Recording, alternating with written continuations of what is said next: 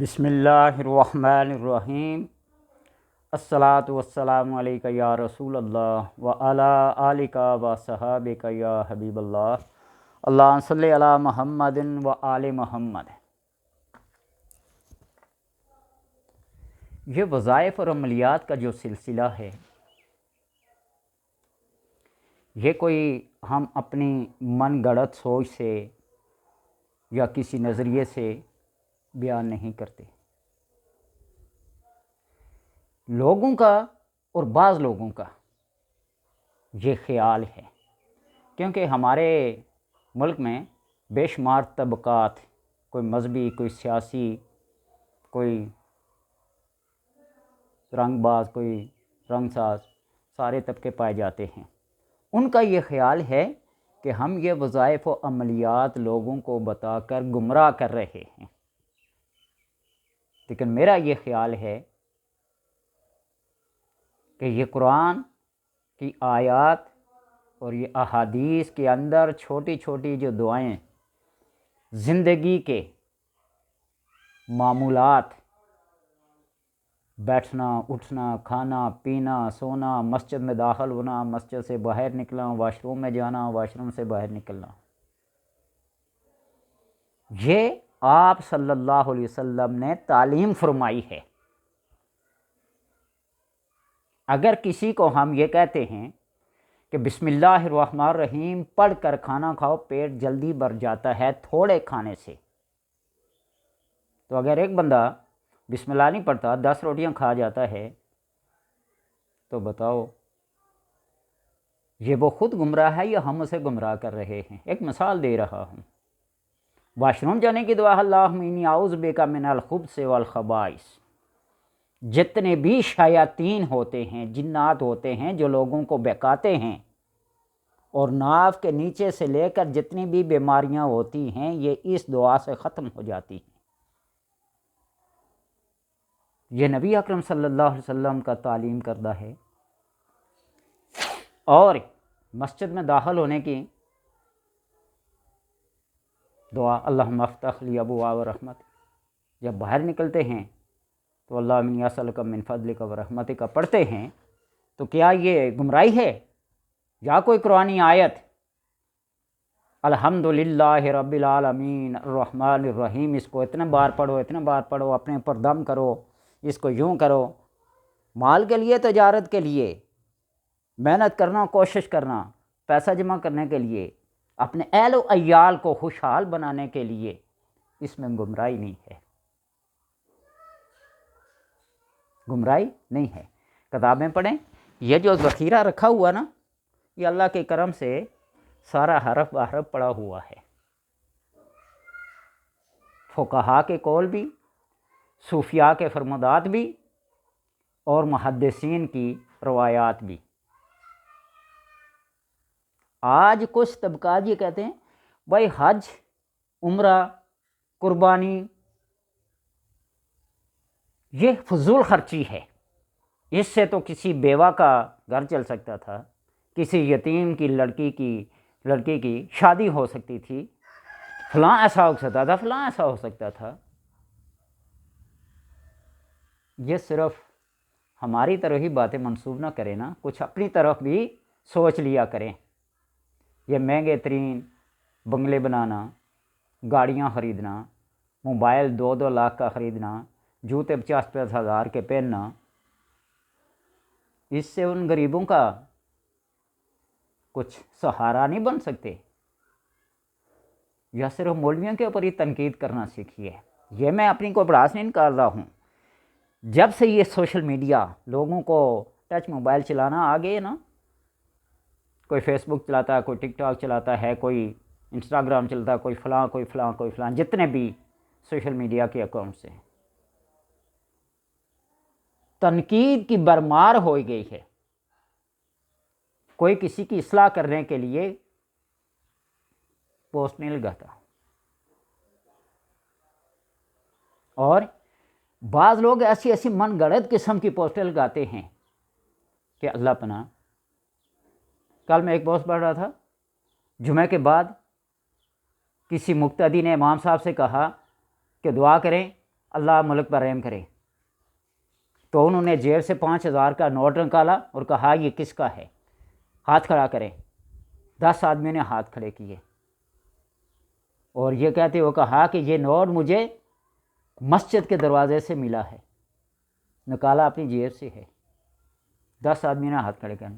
بتائیں کہ اس میں مولوی صاحب نے جھوٹ بولا ہے یا ہاتھ کھڑے کرنے والوں کا قصور ہے؟ دونوں برابر کے شریک ہیں۔ اصلاح کا پہلو کچھ اور ہوتا ہے۔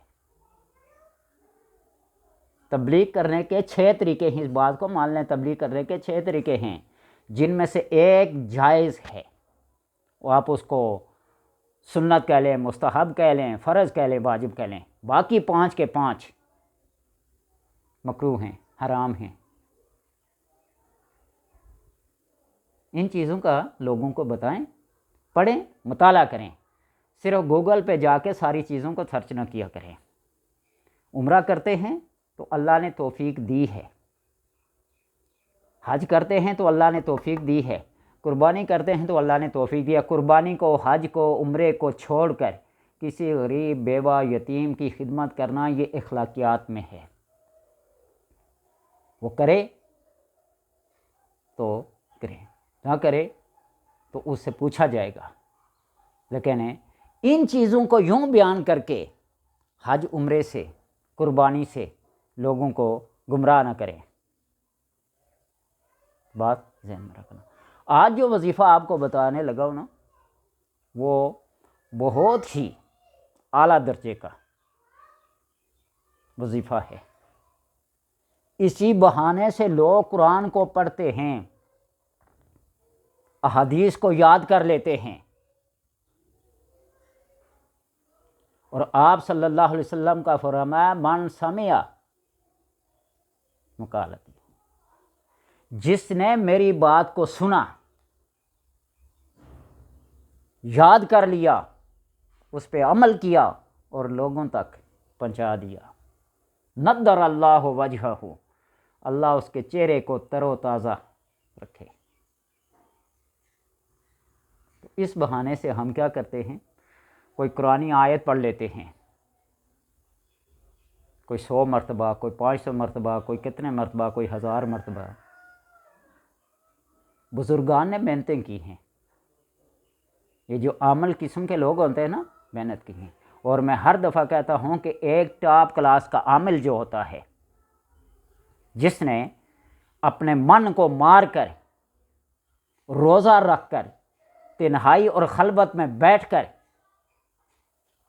کسی چیز میں ڈگری حاصل کی ہے، وہ کسی سائنسدان، کسی ڈاکٹر، کسی پائلٹ، کسی انجینئر سے کم نہیں ہے وہ آدمی۔ یہ بات یاد رکھیں۔ اگر کوئی بندہ کسی ایک عمل کا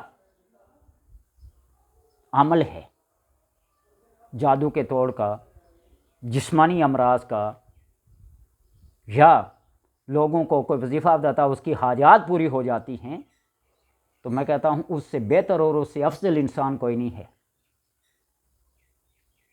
آپ دل کا آپریشن کرانے کے لیے جاتے ہیں نا، 5 لاکھ سے 10 اوپر کا خرچہ ہے دماغ کا۔ سرجن کے پاس جائیں، ڈاکٹر سے مشورہ لیں، اس کی فیس ہی۔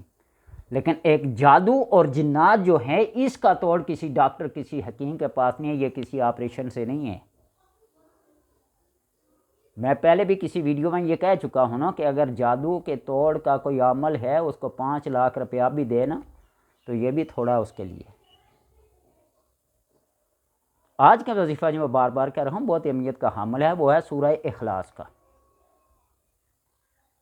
اور یہ میں نے بہت عرصہ پہلے انڈیا کے کسی مولوی صاحب کا جو بہت نیک، پرہیزگار، بزرگ آدمی تھے، ان سے سنا تھا، اور پھر اس کو کیا، اپنایا، کئی لوگوں کو بتایا، اور آج اس تجربے کو آپ کے سامنے بیان کر رہا ہوں، پیش کر رہا ہوں۔ اگر آپ اس کو گمراہی نہ سمجھیں تو اس کو کر کے دیکھنا، زندگی سنور جائے گی، آخرت سنور جائے گی، دونوں جہاں میں کامیابی اور کامرانی ملے گی۔ آپ زندگی میں سورہ اخلاص کے پڑھنے کی منت مان لیں اپنے حسب توفیق، 5 لاکھ، 2 لاکھ، 2.5 لاکھ، 3 لاکھ، 10 لاکھ، کہ میں اپنی زندگی میں اتنی سورہ اخلاص پڑھنی ہے۔ اور ویسے بھی جو بندہ روز کا 200 مرتبہ سورہ اخلاص پڑھتا ہے، اللہ تبارک و تعالیٰ جنت میں اس کے محلات تعمیر کر دیتا ہے، اس کی حاجتیں پوری کرتا ہے، اس کی مشکلات دور کرتا ہے، جابر ظالم حکمرانوں کے سامنے وہ سرخرو ہوتا ہے۔ ظالم اور جابر قسم کے لوگ سر جھکا دیتے ہیں۔ اور میں نے حسن بصری اور حبیب اجمی کا جو حجاج ان کا مخالف تھا، یہ واقعہ بھی کسی ویڈیو میں بتایا تھا کہ سورہ اخلاص کے کمالات کیا ہیں۔ وہ شخص جس نے زندگی میں کبھی خوشی نہ دیکھی ہو، مشکلات نے، مصائب نے، آلام نے اس کے گھر کا راستہ دیکھ لیا ہو، گھر میں نوجوان بچیاں بیٹھی بوڑھی ہو رہی ہیں، ان کے رشتے، ان کے ناطے، ان کی منگنیاں نہیں ہو رہی ہیں، روزگار سے بے روزگار ہیں، کہیں بھی نہیں ملتا، اس کے اندر برکت نہیں ہے، اخراجات زیادہ ہے، کرائے کا مکان ہے، ہر طرف سے بے بس اور مجبور ہے، تو آپ بیٹھ کر رب کے ساتھ ایک وعدہ کر لیں کہ میں نے زندگی میں تیرے اس کلام کو اتنے لاکھ مرتبہ پڑھنا ہے۔ اپنی ایک لمٹ قرار دے دیں، 5 لاکھ کی آپ منت مان لیں، میں نے اپنی زندگی میں 5 لاکھ سورہ اخلاص پڑھنی ہے۔ آپ روز کی پڑھنا شروع کر دیں، اس کی کیلکولیشن کرنا شروع کر دیں، روز کا لکھنا شروع کر دیں، آج اتنی پڑھی، آج اتنی پڑھی، آج اتنی پڑھی ہے۔ اور یہ میں آپ کو بتاؤں، اگر روز کی 3125 بار پڑھتے ہیں، 3125 بار روز کی پڑھتے ہیں، جو آسانی سے پڑھی جا سکتی ہے، تو 40 دن میں 1,25,000 ہو جائے گی۔ 40 دن میں 1,25,000 ہو جائے گی۔ اور اسی طرح آپ دیکھ لیں کہ 5 لاکھ ہیں، کتنے مہینوں میں پوری ہوگی۔ میں نے سورہ اخلاص کا ایک چلہ کیا تھا نا، ہر نماز کے بعد 1,000 بار اور عشاء کی نماز کے بعد 16,000 بار پڑھنا ہوتا تھا۔ آپ دیکھ لیں پھر، 16 اور 4 20,000 بار روزانہ پڑھنا۔ زبان سے کہنا بہت آسان ہے، جب بیٹھ کے پڑھتے ہیں نا تو پھر پتہ چلتا ہے کہ کیا۔ تو اس طرح آپ منت مان لیں تو اللہ تبارک و تعالیٰ کی اس کلام کی وجہ سے زندگی کی گاڑی چلنا شروع ہو جائے گی، کوئی مشکل، کوئی رکاوٹ، کوئی بے روزگاری، کوئی بے برکتی تمہارے پاس نہیں آئے گی۔ اور یہ وہ سورہ اخلاص ہے جس میں اللہ تبارک و تعالیٰ کا ایک نسب بیان کیا گیا ہے۔ آپ صلی اللہ علیہ وسلم سے پوچھا گیا نا، اللہ کا حسب و نسب کیا ہے، شجرہ نسب کیا ہے، تو جبریل یہ سورت لے کے آئے، قل هو اللہ احد اللہ الصمد لم یلد ولم یولد ولم یکن لہ کفوا احد۔ اور ایک آپ صلی اللہ علیہ وسلم کے دور کا بندہ تھا جو ہر نماز میں، ہر رکعت میں سورہ اخلاص پڑھتا تھا، ہر نماز میں کی ہر رکعت میں سورہ اخلاص پڑھتا تھا۔ عرب کے لوگوں کو قرآن پاک یاد کرنے میں کون سی مشکل ہے، کون سی دقت ہے؟ آپ سے پوچھا گیا تو کہا مجھے اس سے پیار ہے، یہ مجھے بہت اچھی لگتی ہے۔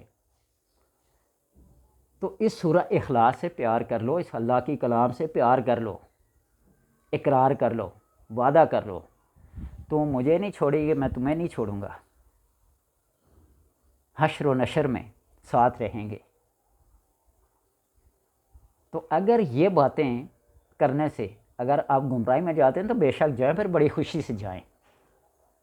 اور اگر ہم آپ کو گمراہی سے بچا کر قرآن کی طرف، حدیث کی طرف، رائے راست کی طرف لا رہے ہیں، یہ میں اپنی کوئی میں بار بار کہہ رہا ہوں نا، نہیں، یہ اکثر میں جن کا چینل ہے یوٹیوب پہ عملیات بتاتے ہیں، ہر ایک کے لیے یہ مسئلہ بنا ہوا ہے۔ اور وہ لوگ اپنے آپ کو لبرل کہتے ہیں۔ وہ اس میں کون سی تمہاری لبرٹی ہے؟ بتائیں تو صحیح۔ تو اسے اگر آج بڑے بڑے سیاستدان، بڑے بڑے ڈگری ہولڈر، ان کو قرآن تجوید کے ساتھ پڑھنا نہیں آتا، وہ قرآنی اصول کو نہیں جانتے، وہ بڑے بڑے قانون دان ہیں، ماہر معاشیات ہیں، اور اپنے اپنے علوم میں وہ ڈگری ہولڈر ہیں، لیکن جب قرآن کی باری آتی ہے نا تو پھر کیا ہو جاتے ہیں؟ فیل ہو جاتے ہیں۔ میں کسی کے اوپر تنقید یا طنز سے نہیں کہہ رہا ہوں، میری ایک پیر بہن جس کو کہتے ہیں، ہمارے پیر صاحب سے بیعت ہوئی، اور اتفاق سے ہمارے محلے پڑوس میں تھی، ان کے ہسبینڈ کیمسٹری کے پروفیسر تھے، اور صرف پروفیسر نہیں تھے، پورے پنجاب کے بورڈ کے پیپر سلیکٹر تھے، اتنی بڑی داڑھی رکھی ہوئی ہے، سر پہ ٹوپی رکھی ہوئی ہے، اور پہلی دفعہ میں نے اس مسجد میں قرآن پاک جب سنائے نا تو وہ بالکل پہلی صف میں ہوتے تھے۔ میں بہت عرصے پہلے کی بات ہے نا، 25 سال پہلے کی بات کر رہا ہوں، تو میں ڈر رہا تھا کہ یہ پکا کوئی حافظ قرآن ہوگا، کوئی عالم ہوگا۔ اور ہمارے ایک درس میں مدرس تھے نا، مولوی اللہ بخش صاحب، مولوی خدا بخش صاحب مٹھیال کے تھے، ان کی مسجد میں قرآن پاک سنانے کے لیے بڑے سے بڑا حافظ، پکے سے پکا حافظ بھی نہیں جاتا تھا۔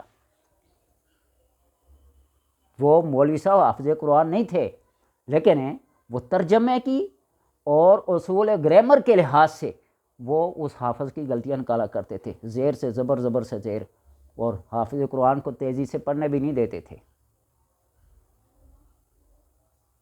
یہ ہوتی ہے اپنے فن کے اندر مہارت۔ تو ان کو جب میں نے دیکھا نا، میں نے کہا بڑے عالم فاضل ہوں گے، ڈرتے ڈرتے اتفاق سے ان کا گھر کا کوئی مسئلہ ہوا تو میں نے انہیں کہا کہ سورہ یاسین پڑھ کے آپ کیا کریں، پانی دم کر کے پئیں، پلائیں۔ تو جب انہوں نے کہا کہ مجھے قرآن پڑھنا نہیں آتا، ہائے ہائے ہائے، آپ اللہ پہ یقین کریں، یہ بات جھوٹ بھی نہیں بول رہا ہوں اور ان کے اوپر طنز بھی نہیں کر رہا ہوں، غیبت بھی نہیں کر رہا ہوں، ایک ایک قرآن کی اہمیت بتا رہا ہوں کہ صرف داڑھی رکھ لینا، پگڑی باندھ لینا، ہاتھ میں جبہ اور ہاتھ میں تسبیح اور لمبا جبہ پہن لینا، ایسے دھوکہ نہیں۔ قرآن سب سے پہلے اور باقی علوم سب کے بعد۔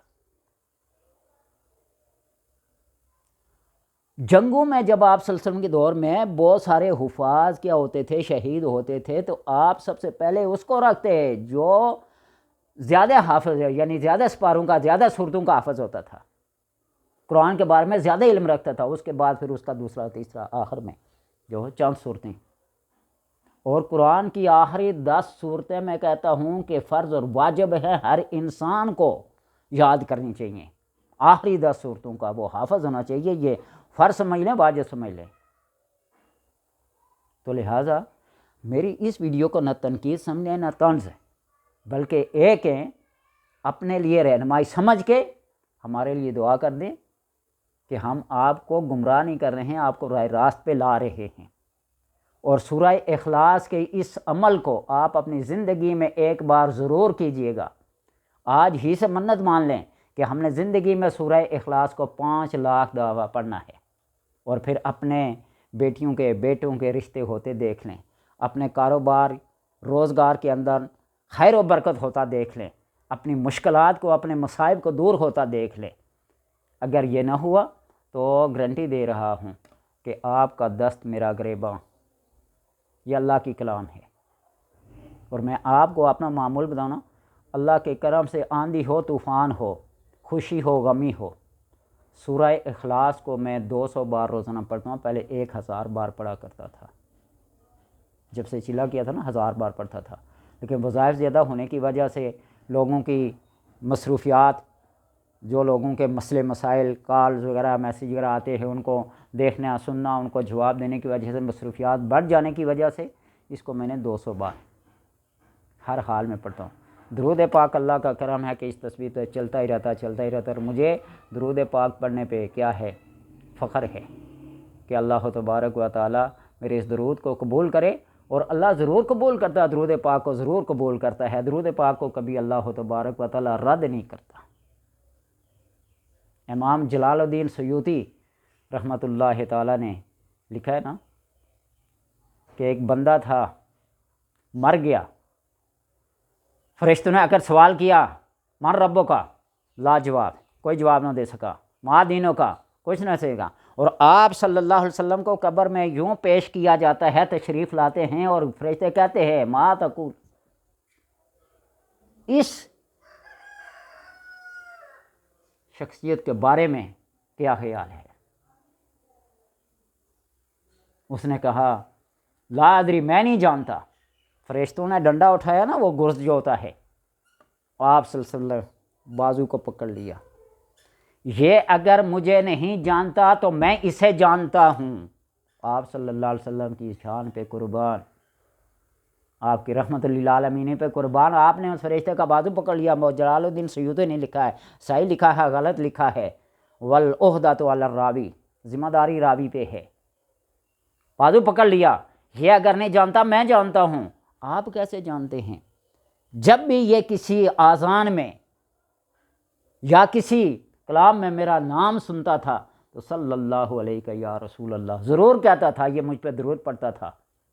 باقی اعمال کی وجہ سے اگر نہیں جانتا، لیکن یہ مجھ پہ درود پڑتا تھا۔ خلاصی پا گیا۔ ویڈیو بہت لمبی ہو گئی ہے، لیکن بات یہ ہے کہ اس کو اپنی زندگی میں ایک دفعہ ضرور سنیے گا، کمنٹس آئیں یا نہ آئیں، آپ میری اس ویڈیو کو شیئر کریں یا نہ کریں، پسند کریں یا نہ کریں، وہ آپ کی مرضی ہے، لیکن میری ان باتوں کو لازمی یاد رکھنا کہ قرآن کے ساتھ اور آپ صلی اللہ علیہ وسلم کی تعلیمات سے کبھی رشتہ نہ توڑنا، کبھی ناطہ نہ توڑنا، ان کے ساتھ چمٹے رہیں تو یہ دونوں جہاں میں سرفرازی ہے، دونوں جہاں کی کامیابی ہے، اور آپ کے پاس اس کامیابی کی ڈگری بھی ہے۔ اللہ تبارک و تعالیٰ صاحب کا حامی